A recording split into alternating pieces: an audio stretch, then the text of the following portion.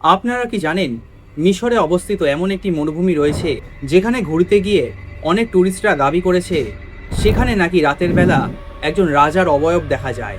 অনেকে মনে করে সেটি হয়তো মনের ভুল। মরুভূমি বালিয়াড়ি এলাকা নাকি মানুষের মাথার ভেতরে হ্যালুসিনেশন তৈরি করে। আবার অনেকে দাবি করেছেন এটি হলো কোনো ফেরাও বা রাজার অতৃপ্ত প্রেতাত্মা। আজকের এই এপিসোডে আমরা জানবো একজন প্রাচীন মিশরীয় রাজার কথা। তিনি ছিলেন মিশরীয় রাজা আখেনতান। একসময় তিনি মিশরে হাজার হাজার বছরের পুরনো বহু দেবদেবীর উপাসনা বন্ধ করে দিয়েছিলেন এবং শোনা যায় তিনি নিজেকে উৎসর্গ করেছিলেন একজন নতুন দেবতার কাছে। তবে আজকের এই ঘটনাটি শুরু করার আগে আমি আপনাদের জানিয়ে দিই, যদি আপনাদের জীবনে কখনো কোনো সত্যি ভৌতিক ঘটনা ঘটে থাকে অথবা আপনারা আপনাদের আত্মীয় পরিবার পরিজন কারোর কাছ থেকে কখনো কোনো সত্যি ভয়ঙ্কর অভিজ্ঞতা বা কোনো ঘটনা শুনে থাকেন, তাহলে সেটি আমার সাথে শেয়ার করুন। এই ভিডিওর ডেসক্রিপশন বক্সে আমি আমার ইমেল অ্যাড্রেস, ফেসবুক এবং ইনস্টাগ্রাম আইডি প্রোভাইড করে দিয়েছি। ওখানে গিয়ে আপনারা আপনাদের ঘটনা আমাকে লিখে পাঠান। আপনারা যত বেশি ঘটনা পাঠাবেন তত বেশি ঘটনা আমি আপনাদের সাথে শেয়ার করতে পারবো। চলুন ফিরে আসা যাক আজকের এই ভয়ঙ্কর এপিসোডে। খ্রিস্টপূর্ব প্রায় 1353 সাল প্রাচীন মিশরের সিংহাসনে বসেন একজন যুবক ফেরাও এবং তার নাম ছিল আমেনহোটেপ IV। বলা হয়েছে সেই সময় মিশর ছিল পৃথিবীর সবচেয়ে শক্তিশালী সাম্রাজ্যগুলোর মধ্যে একটি।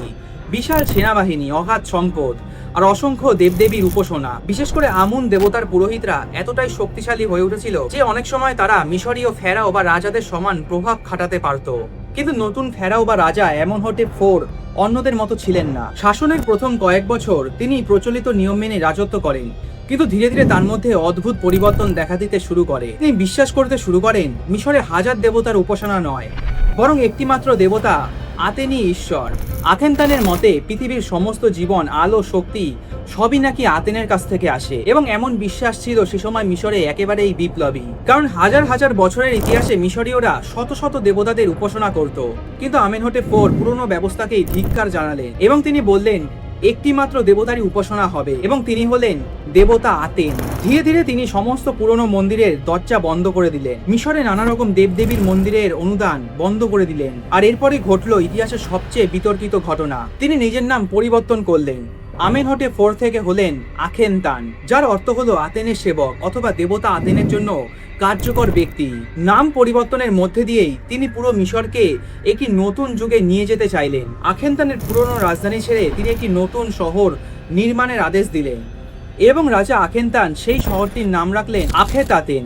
আখেনতান চেয়েছিলেন এমন একটি রাজধানী যেখানে পুরনো ধর্মের কোনো প্রভাব থাকবে না। এদিকে সবসময় মিশরীয় ফেরাও আখেনতানের পাশে থাকতেন তার স্ত্রী নেফারতিতি। ইতিহাসবিদদের মতে নেফারতিতি একজন রানী ছিলেন না, বরং তিনি আখেনতানের ধর্মীয় রাজনৈতিক সংস্কারের অন্যতম গুরুত্বপূর্ণ সহযোগী ছিলেন। তাদের রাজপরিবারের চিত্রকর্মও ছিল সম্পূর্ণ আলাদা।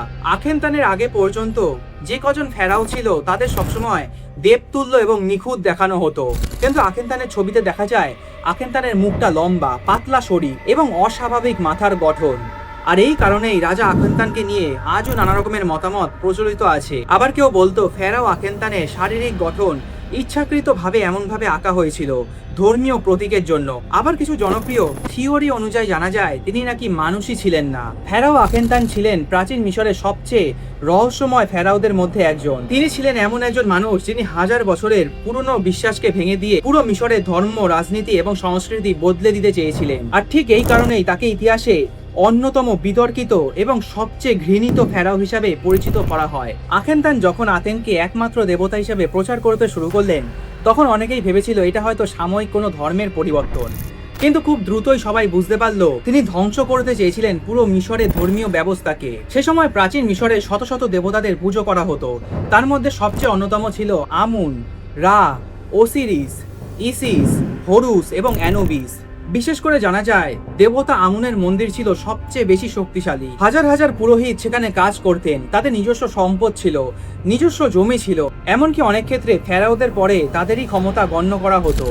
আখেনতান বুঝতে পেরেছিলেন যতদিন এই পুরোহিতরা থাকবে ততদিন তার নতুন ধর্ম প্রতিষ্ঠা করা সম্ভব নয়। ধীরে ধীরে বহু পুরোহিতকে ক্ষমতা থেকে সরিয়ে দেওয়া হয়। কিছু জায়গায় আমুনের নামে খোদাই করা পাথর পর্যন্ত ভেঙে ফেলা শুরু হয়। তিনি থিবস শহর ছেড়ে মরুভূমির মাঝখানে নতুন শহর নির্মাণ করলেন আখেতাতান, যেটি আজকে মিশরের আরমানা নামে পরিচিত। আখেনতান যেন মিশরকে নতুনভাবে গড়ে তুলতে চেয়েছিলেন। নতুন রাজধানী আখেতাতেনে বিশাল বড় আতেনের মন্দির নির্মাণ করা হয়। এই মন্দিরটি ছিল অন্য সব মন্দিরের থেকে সম্পূর্ণ আলাদা। মিশরের আগের মন্দিরগুলো অন্ধকার আচ্ছন্ন হতো, ভেতরে নানা রকম দেবদেবীর মূর্তি রাখা হতো। কিন্তু আতেনের মন্দির ছিল খোলা আকাশের নিচে, কারণ ফেরাও আখেনতান বিশ্বাস করত সূর্যের আলোই হলো দেবতা আতেনের উপস্থিতি। শুরুতে অনেক মানুষ নতুন ধর্ম গ্রহণ করলেও গ্রামের সাধারণ মানুষ গোপনে পুরনো দেবদেবীর পূজা চালিয়ে যেতে থাকে, কারণ শত শত বছরের বিশ্বাস একদিনে বদলানো সম্ভব নয়। আখেনতান ধর্মীয় সংস্কারে এতটাই ব্যস্ত হয়ে পড়েছিলেন, তিনি বিদেশি রাজনীতি এবং সামরিক বিষয়গুলিতে যথেষ্ট গুরুত্ব দেননি। সীমান্তে সীমান্তে বিদ্রোহ বাড়ছিল, মিত্র রাজ্যগুলো সাহায্য চাইছিল, যার ফলে রাজদরবারে অনেক কর্মকর্তা এবং সেনাপতিরাও অতুষ্ট হতে শুরু করেন।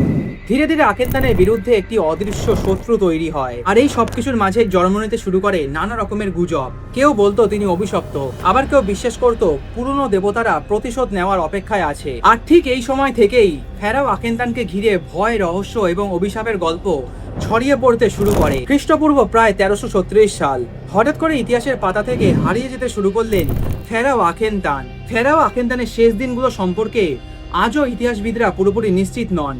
কেউ মনে করতেন তিনি অসুস্থ হয়ে মারা যান, আবার কিছু রহস্য প্রেমীরা বিশ্বাস করেন তার মৃত্যু ছিল এক অভিশাপের ফল।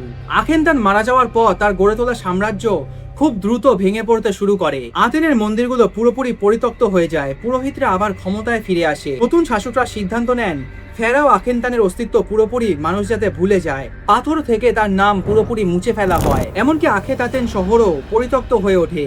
যে শহরে একসময় হাজার হাজার মানুষের বাসস্থান ছিল, সেটি ধীরে ধীরে মিশরের বালির নিচে হারিয়ে যেতে শুরু করে। বহু ইতিহাসবিদরা এটাকে বলেছে ড্যামনাসিও মেমোরি রাই, অর্থাৎ কোনো ব্যক্তির স্মৃতিকে ইতিহাস থেকে পুরোপুরি মুছে ফেলার প্রচেষ্টা। এমনকি পরবর্তী ফেরাওদের রাজকীয় তালিকাতেও রাজা আখেনতানের নাম রাখা হয়নি। স্থানীয় লোককাহিনীতে বলা হয় এত বড় একজন ফেরাওয়ের আত্মা কখনোই নাকি শান্তি পেতে পারে না, আর এই কারণে আখেনতানের অভিশপ্ত প্রেতাত্মা এখনো নাকি এই পৃথিবীতে ঘুরে বেড়ায়। বছরের পর বছর ধরে মিশরের বিভিন্ন অঞ্চলে ছড়িয়ে পড়ে নানা রকমের গল্প। কেউ দাবি করেছে রাতের অন্ধকারে রাজকীয় পোশাক পরা একজন ছায়ামূর্তিকে দেখা যায়, সম্পূর্ণ গায়ে মিশরীয় স্বর্ণ অলঙ্কারে ভরা।